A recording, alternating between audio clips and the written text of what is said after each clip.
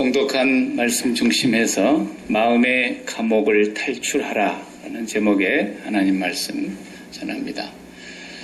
오늘은 44장의 말씀을 우리가 건너뛰었는데 계속해서 연결되는 말씀인 거로 45장으로 넘어왔습니다. 지난주에 우리가 동생 베냐민을 데리고 가지 않으면 곡식 사러 갈 수 없다고 하는 아들들의 말에 하는 수 없이 내가 이제 이 아들이라도 잃으면 잃으리라 각오를 하고 아들을 보냈습니다. 이제는 11아들이 곡식을 사러 두 번째 애굽을 방문하는 장면인데 요셉 앞에 이르러서 엎드려 절을 합니다. 그리고 요셉과 동생 베냐민은 한 어머니 밑에서 태어난 유일한 형제이죠. 야곱이 특별히 사랑했던 두 아들들을 지난 20여 년 동안 이렇게 생이별을 하고 있다가 베냐민을 보는 순간에 요셉의 마음속에 끓어오르는 이 정을 감당하기가 어려웠습니다. 몇 마디 물어보다가는 그만 다시 무슨 다른 볼 일 있는 것처럼 자기 방으로 들어가서는 요셉이 한참을 울다가 또 다시 얼굴을 깨끗이 씻고 아무렇지도 않은 표정으로 다시 나와서 또 이제 형제들을 접견을 하는데 오찬을 같이 하도록 준비를 다 시켰습니다. 요셉이 정사를 마치고 오찬을 하기 위해서 이제 집으로 오겠다고 해놓고는 아랫사람들이 전부 점심 준비를 하는 거예요. 그러자 이 형제들을 다 요셉의 집으로 불러 들어가니까 요셉의 형제들은 지레 겁이 났습니다. 왜냐하면 첫 번째 양식을 사러 왔을 때에 양식을 가지고 가다가 중간에 쌀자루를 열어보니까 거기에 돈 뭉치가 다 들어있는 거예요. 쌀값을 안 주고 왔어요. 분명히 줬는데 거기 돈이 다시 다 들어있었는 거예요. 그래서 이거 큰일 났다. 형제 하나도 거기다 볼모로 붙들어 잡혀놓고 왔는데 돈을 이거 우리가 어떻게 이런 일이 있냐. 그래가지고 나중에 두 번째 지금 사러 내려올 때 옛날 그 곡식값도 혹시 무슨 차질이 생겨가지고 화가 미칠까 봐서 돈 다시 가져왔어요. 그리고 또 새로 곡식 살 돈까지 2배로 가져왔어요. 그래 집으로 들어가는데 겁이 나는 거예요. 도둑이 제발 저린다는 말 있잖아요. 도둑질한 것도 아닌데 저번에 그 일로 우리한테 뭔가 책임을 물으려고 그런가 보다 겁이 나니까 괜히 죄를 안 지어도 경찰이 지나가면은 뜨끔하는데 죄 지은 사람 오죽하겠어요. 그러니까 그 하인에게 얘기를 했어요. 사실은 우리가 첫 번째 곡식을 사가지고 갈 때 돈을 분명히 드리고 갔는데 나중에 쌀자루 열어보니까 거기 돈이 다시 다 들어있더라. 우리는 어떻게 된 영무인지 몰라서 돈 다시 다 가지고 왔다. 그러니까 이 하인이 웃으면서 그 곡식값은 우리가 벌써 받았고 그건 너희 하나님께서 너희에게 주신 축복이다. 이렇게 얘기를 하는 거예요. 아마 하인들에게는 뭐 어떻게 얘기를 일러뒀는지 모르지만 그렇게 됐어요. 그리고 이제 오후에 점심을 먹는데 요셉이 왔습니다. 근데 요셉은 애굽 사람들은 이 히브리 사람들하고 서로 같이 밥을 앉아서 먹지를 않게 돼 있고 특히 이게 목동의 직업은 천한 직업이기 때문에 같이 살지도 않아요. 애굽에 왔어도 따로 살지 않습니까? 그런데 상을 따로 차렸는데 요셉이 이렇게 자리를 딱 앉히는 걸 보는데 첫 번째 형 루벤, 시므온, 레위, 유다 이렇게 딱딱 순서별로 앉히는 거예요. 그래서 형제들이 이야 이 사람 참 기발한 사람이다. 대단한 사람이다. 우리 얘기도 안 했는데 어떻게 형제의 순서를 이렇게 알까? 그리고 베냐민은 특별상을 차려줬어요. 형님들도 다 잘 차렸지만 베냐민은 5배나 차려줬다 그랬어요. 엄청나게 차려줬어요. 형님들이 이상히 여겼다 그랬어요. 이제 잘 먹고 대접 잘 받고 또 물론 감옥에 볼모로 잡아놨던 그 시므온도 나왔고 그래 이제 이번에도 또 하인에게 지시하기를 곡식값을 받지 말고 전부 돈을 다시 아구에 집어넣어서 그대로 보내고 가져갈 수 있는 분량만큼 최대로 실어라.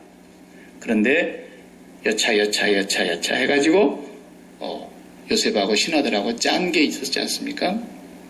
베냐민의 쌀자루에는 내가 귀히 쓰는 은잔을 넣어둬라 그랬어요. 그리고 이제 쌀값을 다 지불한 것처럼 하고 간 거 아닙니까?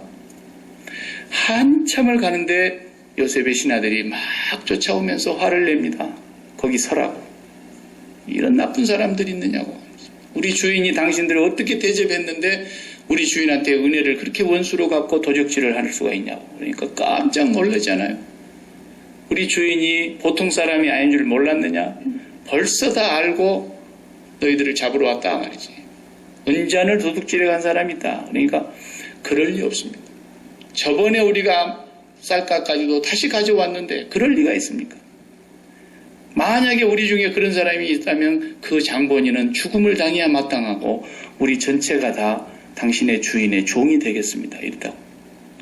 이 장담을 하고 났는데 자루를 딱 풀어보니까 베냐민의 쌀자루에서 요셉의 은잔이 나왔습니다. 형제들이 내려올 때 어떻게 하고 내려왔습니까? 아버지, 얘를 안 데리고 내려가면은 둘째 아들도 죽고 우리는 요셉이란다. 그 총리를 다시 못 봅니다. 우리 다 굶어 죽더라도 이 아들을 안 데리고 내려가게는 못 갑니다. 막 그렇게 해서 난리를 치고 데려왔던 아들에게서 은잔이 딱 나와버리니까 형제들이 본문에 보면은 우리가 읽지 않았지만 44장에서 보면 옷을 막 찢었다 그랬어요. 너무너무 답답하고 원통하고 억울하고 이럴 수가 있냐.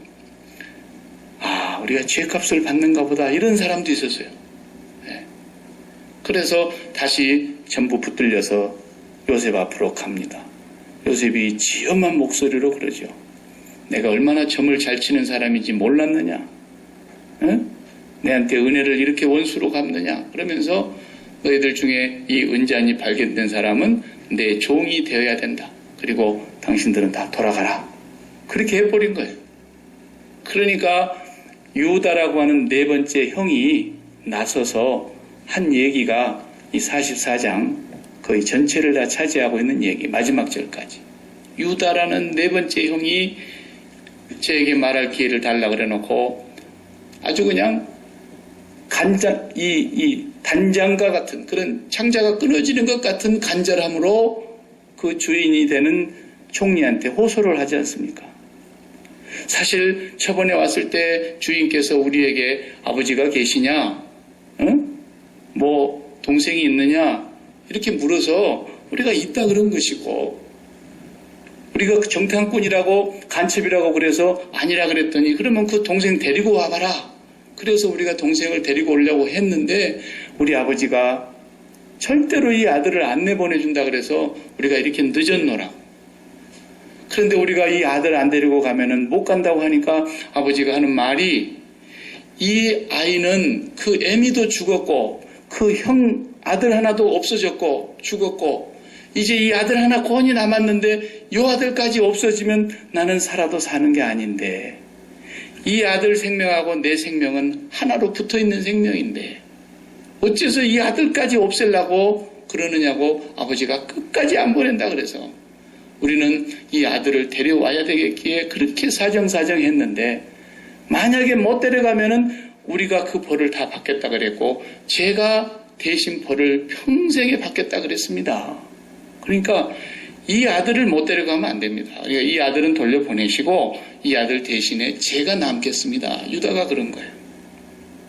막 그 보는 앞에서 얼마나 형제의 정이 정말 흐릅니까? 그 내용을 읽어보면 눈물이 날 정도예요. 요셉이 그 얘기를 듣고 있다가 주변에 있는 신하들을 다 물리칩니다. 그리고 형제들만 딱 남습니다. 그리고는 45장의 오늘 얘기 1절의 내용이 거기서 그렇게 시작이 됩니다. 요셉이 큰 소리로 지난 20여 년 동안 마음에 쌓이고 쌓여 있었던 그런 그 정이 그리고 감정이 북받쳐 오르니까요. 이 눈물이 쏟아지면서 소리가 엄청나게 큰 소리로 울었다 그랬잖아요. 큰 소리로 웁니다. 방성대곡했다 그랬습니다. 그리고 제가 요셉입니다. 얘기를 하는데 보통 사람들 심장 같으면 기절할 일이죠.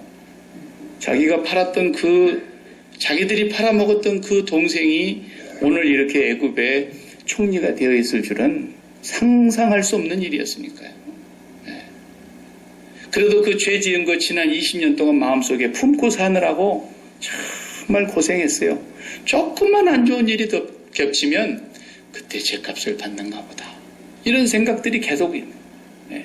그 중에 제일 그 생각을 많이 했을 사람이 유다예요. 유다. 아버지의 마음을 가장 깊이 이해할 수 있는 사람이 유다라고. 유다는 너무 괴로워서 자기가 먼저 집을 뛰쳐나간 사람 아닙니까? 그리고 결혼을 해가지고 아들 셋을 낳았는데 우리가 앞에서 유다와 다말의 관계를 보았듯이 아들 둘은 그렇게 죽어버리고 그리고 셋째 아들은 너무 어리다고 며느리를 집으로 돌려보냈다가 나중에 며느리에게 셋째 아들을 주지 않은 관계로 유다가 또 자기 며느리하고 본의 아니게 잠자리를 같이 하게 된 사건이 벌어지고 며느리에게서 쌍둥이가 나오고 막 그 집이 아주 엉망이 됐어요. 유다는. 자식을 둘을 잃어봤기 때문에 그 고통이 뭔 줄 알아요. 그러니까 아버지가 얼마나 애지중지하던 요셉이 없어지고 요셉을 낳고 난 뒤에 또 그 동생 베냐민을 낳다가 아내가 죽고 그 베냐민 하나 딸랑 남았는데 그 막내까지 잃어버렸을 때 우리 아버지가 어떻게 될까라는 걸 유다는 아는 거예요. 그래서 이 아들을 돌려보내지 않으려면 우리는 못 갑니다. 우리 아버지가 죽는 꼴을 우리는 못 봅니다. 그렇게 하니까 거기서 요셉의 마음에 막 이 감정이 북받쳐 오른 거예요. 그래서 요셉이 자기를 드러내고 오늘 본문의 유명한 그 고백 우리 한번 같이 봤으면 좋겠습니다. 성경 말씀 45장 4절부터 다시 보시면 이리 가까이 오십시오. 나는 당신들의 아우 요셉이니 당신들이 애굽의 판자입니다. 세번역 성경이죠. 당신들이 나를 이곳에 팔았다고 해서 근심하지 마십시오. 하나님이 생명을 구원하시려고 나를 당신들 앞서 보내셨나이다. 하나님이 큰 구원으로 당신들의 생명을 보존하시려고 당신들의 후손을 세상에 두시려고 나를 당신들 앞서 먼저 보내셨습니다. 그런즉 나를 이리로 보낸 자는 당신들이 아닙니다. 하나님이십니다. 이야, 자, 어떻게 이렇게 말을 할 수가 있죠? 사람이면 마음에 한이 맺히기도 하고 분노와 증오가 자리를 잡는 게 보통 사람들이 다 그래요. 그냥 우리 아버지가 빚을 많이 져가지고 빚을 못 갚아서 내가 할 수 없이 빚으로 팔려온 종이나 됐다든지 원수가 나를 팔아서 이렇게 왔다든지 그러면 또 뭐 어쩔 수 없어서 그랬다 치더라도 같은 아버지 밑에서 배만 다르지 같이 태어난 형제들인데 형제들이 나를 이렇게 팔았다 이거예요. 그러면은 내가 어떻게 해서든지 살 수만 있으면 개 같은 짓을 해서라도 내가 살아만 남을 수 있다면 살아서 내가 반드시 이 복수를 하리라. 안갚음을 하리라. 이런 마음을 갖는 것이 사람이죠. 그렇게 안 되는 사람이 누가 있겠어요. 저는 이 본문을 준비하면서 요셉을 저한테다가 대입을 시켜서 정말 요셉이라는 사람의 모습으로 내가 들어가서 봤을 때에 나는 어땠을까? 하여튼 내가 땅바닥에 기는 한이 있어도 짐승으로 취급을 받으면서 노예의 생활을 하고 있는 이 상황 속에서도 잊어버릴 수 없는 것이 바로 형님들이라고, 원수들이라고요. 이런 상황에서 이런 고백이 어떻게 나올 수 있냐. 영화 좋아하시는 분들은 영화를 본 것 중에서 저도 하도 오래된 영화인데 참 가물가물해서 한번 다시 줄거리를 봤어요. 볼 시간은 없으니까. 근데 그 영화 빠삐용이라는 영화 있지 않습니까? 유명한 영화입니다. 1973년도에 그 앙리 사리에르의 자기가 당했던 사전적인 소설을 영화로 만든 거죠. 그래서 그 영화가 굉장히 고전적인 영화로 사랑을 받았는데 그 영화가 그런 영화가 이 요셉의 내용과 좀 비슷한 맥락이 있어서 본인 얘기예요. 근데 이 주인공 빠삐용이 20살에 파리의 한 도시 근교에서 술집에서 술을 마시고 있는데 그 주변에서 살인사건이 일어났던 거죠. 그런데 자기 실적을 올리려고 하는 이 검사가 살인에 아무런 상관이 없는, 혐의도 없는 사람을 혐의를 뒤집어 씌워가지고 이 빠삐용을 살인죄로 누명을 뒤집어 씌워가지고 감옥을 보내지 않습니까? 그래서 정말 기가 막힌 노예들과 같이 취급을 받는 기아나라고 하는 곳으로 감옥에 수용이 되는 거예요. 배를 타고 죄수들이 이렇게 떠나가는데 그 배 안에서 또 친구 하나를 만납니다. 드가라고 하는 이 사람이 2조 집회범이었어요. 2조 집회범이 같이 그 배 안에서 같이 감옥에 가가지고 같이 감옥에서 생활을 하는데 그 감옥 속에서 벌레가 기어다니면 벌레를 주워 먹고 지네가 기어가면 지네도 잡아먹고 그 굶주림을 채우면서 내가 언젠가는 살아나가서 그 검사를 내가 죽이겠다. 반드시 내가 그 놈을 죽이겠다. 그리고 그 배 안에 위조 집회범으로 같이 만났던 그 드가라고 하는 사람도 자기를 배신한 아내를 내가 반드시 나가서 죽이겠다. 분노를 품고 복수를 하려고 하는 그런 마음으로 감옥 생활을 하지 않습니까? 그래서 탈출에 성공을 합니다. 그리고 저 남미로 도망을 가가지고 콜롬비아에서 이렇게 돈을 벌고 그러다가 또 잡혔어요. 그 한 수녀가 신고를 해가지고 이 잡혀서 감옥살이 또 하고 또 탈출하면 또 잡혀서 감옥으로 들어가고 4번의 감옥 생활을 계속 하지 않습니까? 그런데 마지막에 그 탈출하는 장면이 상어떼가 우글거리는 그 바다 같은 호수를 말이죠. 자기가 만든 그 야자나무 그 잎사귀로 엮어서 만든 그 뗏목 같은 것을 타고 거기로 빠져나가는 거예요.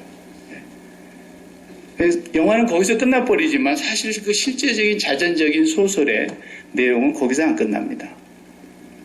이 사람이 탈출을 해가지고 열심히 돈을 법니다. 그리고 자기의 고국 파리로 돌아옵니다. 복수하려고. 그 검사를 찾아서 반드시 죽이려고. 그러면서 돌아와가지고 자기가 살았던 옛날 어린 시절의 고향을 다녀보고 어머니와 함께 다니던 교회도 다녀보고 그 교회에 들어가서 앉아있는데 하나님 말씀이 딱 생각이 나는 거예요. 요한복음 8장 32절에 진리가 너희를 자유케 하리라. 그 말씀이 마음에 생각이 나는 거예요. 그리고는 거기서 주님의 음성을 듣는 거죠. 그러면서 하나님 앞에 기도를 합니다. 하나님, 내가 용서하겠습니다. 나와 같은 이 억울한 일이 다시는 생기지 않도록 하나님께서 도와주십시오. 그러면서 자기가 거기서 주님을 만나고 그 사람을 용서를 해요. 그 참 멋있는 내용이에요. 주님을 만나지 않았으면 아마 분명히 복수했을 겁니다. 그 사람은 그 오랜 세월 동안을 반드시 그 사람을 죽이겠다고 복수를 하려고 살아남았습니다. 요셉을 가만히 생각해 보면 요셉도 내가 형님들에게 반드시 복수할 거다. 또 이제 총리가 됐으니까 그 보디발이 안에 가만둬도 되겠습니까? 응? 자기를 그렇게 억울하게 만들어가지고 감옥살이를 시킨 그 여자도 한번 만나야 되잖아요. 그러니까 요셉의 마음속에도 그런 것이 틀림없이 있었을 텐데 오늘 본문을 보면은 전혀 그런 걸 찾아볼 수가 없어요. 어떻게 해서든지 내가 이 감옥을 살아서 나가서 이 억울함을 풀고 내가 복수를 해야 되겠다고 하는 그런 면을 어느 구절에도 볼 수가 없어요. 더 놀라운 거 우리가 방금 읽는 대로 나를 여기서 팔았다고 걱정하거나 한탄하지 마십시오. 나를 이곳으로 보내신 자는 당신들이 아닙니다. 하나님이십니다. 그러니까 우리가 세상을 살면서 뭔 일이 답답한 일이 당하면 그러죠. 가서 저 슈퍼바이저 나오라 그러라. 종업원하고는 얘기가 안 되는 거예요. 종업원하고. 왜? 종업원은 그럴 능력이 없으니까. 자기 권한 바뀌니까. 그래서 책임지고 있는 슈퍼바이저 나오시라고. 그리고 그 슈퍼바이저 상대해가지고 하는. 그러니까 우리 예수 믿는 사람의 신앙은 그런 신앙을 가져야 되는 거예요. 우리 앞에 펼쳐져 있는 모든 현실과 상황은 다 종업원이에요, 종업원. 이 상황을 지금 통제하고 계시는 슈퍼바이저가 계신다는 거예요. 그분하고 상대를 했다라는 거예요. 우리가 앞에서 요셉을 계속 보아온 대로 요셉은 매사에 하나님 앞에 있다. 이걸 잊지 않은 사람이에요. 하나님 나를 보고 계신다. 하나님 나를 알고 계시고 내 혀의 말 한마디도 하나님이 알지 못하시는 것이 없고 내가 공중에 올라갈지라도 주는 거기 계시고 바다 끝에까지 날개치며 갈지라도 주는 거기 계시고 저 땅속 깊이 음부에 내 자리를 깔고 펼지라도 주의 손이 거기도 미친다. 멀리 계신 것 같지만 내 생각을 아시고 나를 통촉하시고 나를 알지 못하시는 것이 하나도 없다. 주께서 나의 장부를 지으셨고 내가 모태에 조직되기 전부터서 주님은 나를 아시는 분이다. 이 신앙이 요셉에게 아주 배어 있었다라는 거예요. 그러니까 그 여인이 유혹을 할 때도 내가 당신을 범하여 어찌 하나님께 죄를 짓겠느냐라는 말이 자연스럽게 나온 거죠. 매사에 이것이 하나님을 믿는 사람들이 매일매일 발걸음 하나하나 뛸 때마다 우리가 라이브로 하나님과 연결되어 있다고 하는 것이에요. 이게 우리는 몰라도 우리는 안 보여도 우리는 못 느낄지 몰라도 하나님은 그런 분이라는 거예요. 요셉이 그 신앙을 가지고 살아왔다는 거예요. 그러면 그게 하루아침에 됐겠습니까? 요셉도 감옥에 갇혀있는 동안에 감옥에서 빠져나오려고 마치 빠삐용이나 드가처럼 감옥을 내가 빠져나가기 위해서 몸부림을 치고 어떻게 해서든지 살아야 되겠기 때문에 기어가는 벌레라도 주워 먹으면서 개 같은 취급을 받으면서 그는 살아야 했어요. 왜? 탈출해야 되니까. 요셉도 그렇게 탈출하려고 하는 마음이 왜 없었겠어요? 있었죠. 근데 거기 탈출이 어디로 탈출이냐는 거야. 어디서 어디로 탈출하는 거냐? 요셉의 마음속에도 틀림없이 분노가 있었을 거예요. 사람이니까. 증오심도 있었을 것이에요. 기회만 되면 복수할 수도 있겠다는 그런 생각을 가졌을 거예요. 그렇지만 그가 이 모든 현실 속에서 이 마음속에 갖고 있는 이 문제에서 탈출하려고 애썼다는 거예요. 그러니까 이런 고백이 나오는 거 아닙니까? 마음에 분노가 가득 차 있고 만나기만 해봐라. 내게 그런 기회만 주어져 봐라. 너희들과 너희 자손들까지 내가 반드시 죽일 거야. 이렇게 돼야 되는 거예요. 그런데 당신들과 당신들의 자손들을 하나님이 살리시려고 하나님이 나를 앞서 보내신 것입니다. 나를 이곳에 팔았다고 당신들 두려워하거나 한탄하지 마십시오. 자기를 학대하지 마십시오. 이런 신앙이 요셉의 모습에서 나오기까지는 그는 자기 마음속의 감옥에서 탈출하기 위해서 부단히 애를 썼다는 것을 우리가 성경에서 낱낱이 그걸 다 밝히지 못해도 그 시간이 20여 년이 흐르면서 그 과정을 거쳤다라고 하는 거죠. 그렇기 때문에 감옥에 들어가도 성실하게 있으니까 얼마나 성실했으면 네가 죄수들 다 관리해. 거기서 책임을 맡았고 그 앞서 보디발의 집에 가서 조의 노예로 사는데도 너무 성실하니까 네가 내 먹는 음식만 빼고 다 네가 관리해. 전부 그런 거죠. 이렇게 하나님께서 요셉을 날마다 지켜보시는 그 가운데 요셉은 하나님 앞에서 살아가는 삶을 잃어버리지 않았다는 거죠. 비록 영화지만요, 그 영화도 사실 거기에 내가 보니까 진리가 있더라고요. 그 대사 한마디가 아주 재밌는 대사가 있어요. 뭐라고 얘기를 하느냐면은 빠삐용이 마지막 탈출을 하는데 탈출하는 그 장면에서 그 드가가 그런 얘기를 합니다. 제가 그 장면을 하도 감격스러워서 그 대사 내용을 한번 제가 적어봤어요. 네가 아무리 이 섬에서 탈출한다고 해도 네 마음의 감옥을 벗어나지 않는다면 너는 여전히 감옥 속에 갇혀 사는 거야. 영화인데도 진리의 진리.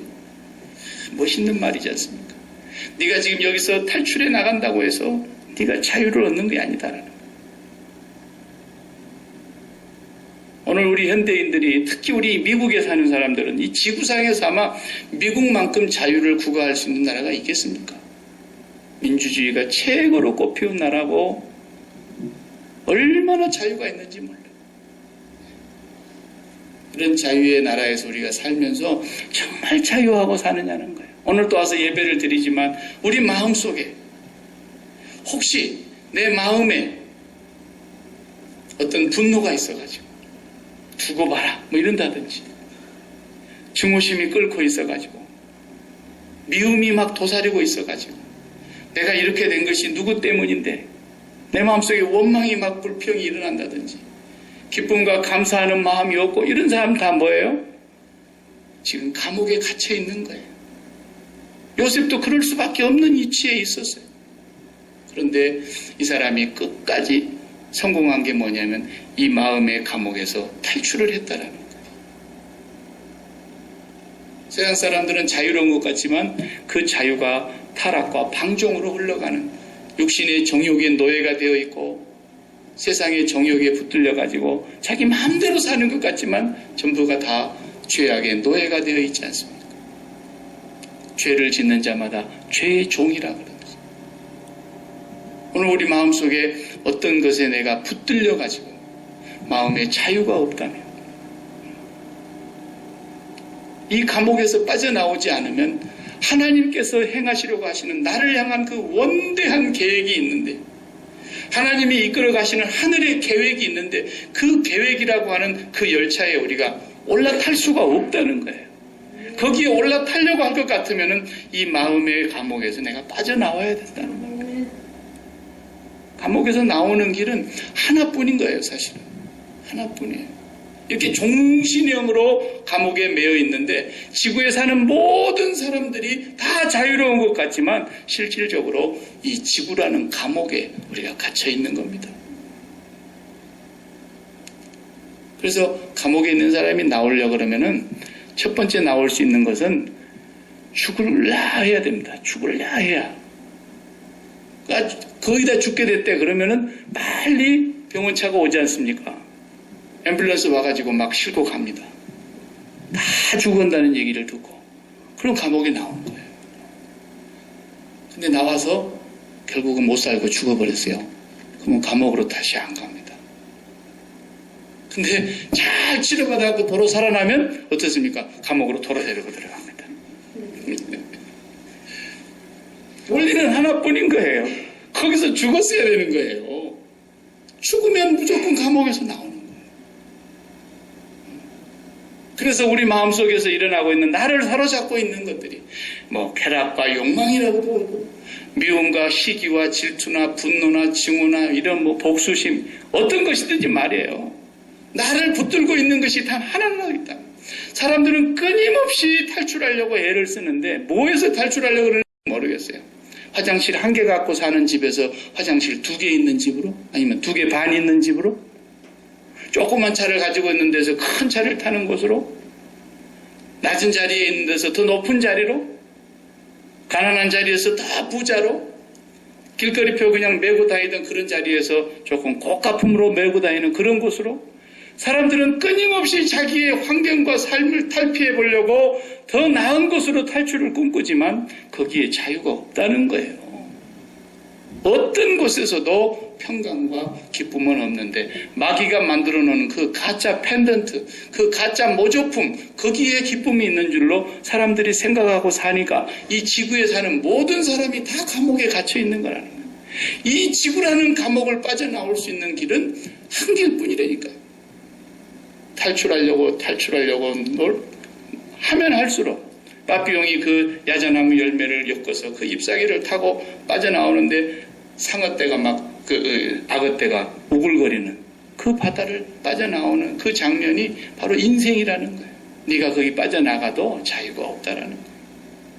네 마음의 감옥에서 빠져나오지 않는 한. 그래서 앙리 사리에르가 쓴 그 소설 빠삐용의 속편이 빵코라는 소설인데, 그 빵코라는 소설의 그 후속편이 실화가 계속되는 거예요. 그 예배당에 들어가서 주님의 말씀을 듣고 진리만이 너를 자유케 하리라. 그 말씀 앞에서 그 마음의 분노가 다 녹아내리고, 그래서 그 검사를 다 용서하기로 하고, 자기 스스로 자기를 향해서 독백으로 이렇게 말하지. 빠삐용, 네가 진정한 승리자다. 그 검사가 지금 어떤 형편에 있는지 네가 알려고 하지 마라. 그는 네 인생의 과거에 있어서 극히 작은 일부분일 뿐이다. 너는 그를 용서해라. 그리고는 멋있게 자기 마음의 감옥에서 탈출해 나오는 거예요. 요셉이 그런 삶을 살았다라는 거죠.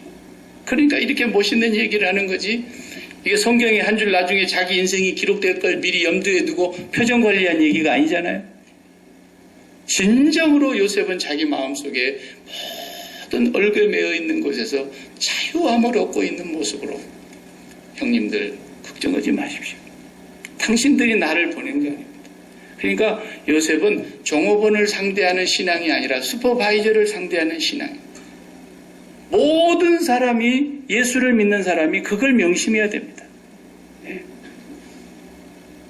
그 다니엘도 그 자기를 죽이려고 하는 그 환경, 사자굴로 들어가게 되어 있는 것하고, 그리고 자기를 함정에 빠뜨려서 그 음모를 꾸민 다른 신하들, 자기 밑에 있는 그런 사람들의 그 상태를 보면서 그걸 종업원으로 본 거라니까요. 가서 슈퍼바이저 나오시라 그러라고. 슈퍼바이저가 이 상황을 다 정리하는 거예요. 그 친구들도 마찬가지예요. 혹시라도 살면서 여러분 마음속에 이런 생각이 들거들랑, 그 환경을 하나님이 다스리고 계신다는 걸 믿으시기 바랍니다. 네. 이 설교를 하고 있는 저도 그런 일을 당해봤어요. 나는 죄인입니다. 하나님 앞에 정말 더러운, 추악한, 간사한, 교활한, 교만하고 거만하기를 때없는 죄인입니다. 그렇지만 내가 그 사람에게 그런 일을 당할 일은 한 번도 한 적이 없습니다. 그런데도 기가 막힌 일도 당해봤어요. 제 마음속에 분노가 치밀더군요. 야, 내 옛날 공수부대 달렸을 때 그때 같으면 저런 애들은 10명도 내 짝이 안 되는데, 내 마음 한 구석에 그런 쓴뿌리가 있더라고요. 내가 너를 없애려고 하면 벌써 없앴더라. 공산당이나 없애야지 내가 그 아무나 없애면 되겠습니까? 그런데 주님의 십자가를 바라다 보면서 그 십자가에 Were you there? 네 거기 있었어? 2000년 전에 그리스도께서 십자가에 달리시던 그 자리에 너 그때 있었니? 하나님께서 나에게 그 감동을 주시는 거예요. 거기 너 있었는가 그때에. 그 찬양이 제 입에서 나오더라고요. 그리고 그리스도께서 죽으신 그 십자가에서 내가 같이 죽었다는 것을 주님이 확인시켜 주실 때에 거기에서 내 마음에 진정한 자유가 임하더라고요. 그리고 나를 해롭게 하려고 했던 사람들이 불쌍히 여겨지는 거예요. 뜨거운 눈물로 그들을 위해서 기도하고 용서의 기도가 나오더라고요. 용서해 주십시오. 하나님, 몰라서 저렇게 뱀 같은 짓을 하는데, 몰라서 저렇게 가증한 인생으로 사람의 탈을 쓰고 짐승처럼 사는데 하나님 불쌍히 여겨주십시오. 그런 기도가 나오게 되더라고요. 이 마음의 감옥에서 탈출하지 못하면 하나님의 손에 쓰임 받을 수도 없거니와, 하나님이 요셉을 통해서 넓게는 온 우주를 통치하시고 온 세상을 다스리시고 애굽의 모든 나라와 그 근동의 국가와 가나안의 기근에 허덕이어 죽어가는 특별히 당신의 백성 야곱의 자손들을 살리시려고 하시는 하나님의 그 거대한 섭리의 역사에 요셉이 자기 마음의 감옥에서 탈출하지 못했다면 그 파도를 올라탈 수가 없었을 거라고.